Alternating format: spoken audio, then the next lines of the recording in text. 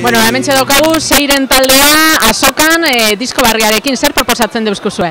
Bueno, Seiren da pop-folk bitarteko musika bat, rock ere pizka batekin, baina gehien bat folk eta zeltiarrikutu hoiekin, ez? Eta bueno, oso gustora gaude hemen, Durangon jendearekin kontaktuan, eta bagabiltza bai, ondo.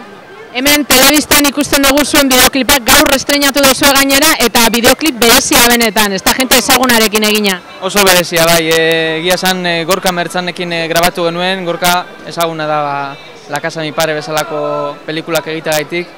Eta berarekin lan egitea kriston lujoa izan da guretzat. Eta bueno, hau da gure 3. singlea ja, elkarrekin du izenburutzat eta beno, ea zuen gustukoa den.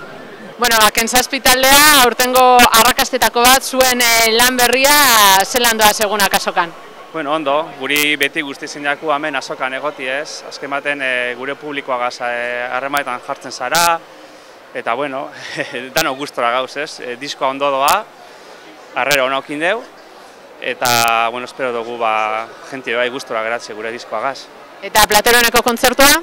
Bueno, lehengoa zan, birako lehengoa, ez, berrikuntza batzu okin duguz, ez, gure espektakuloan da hori.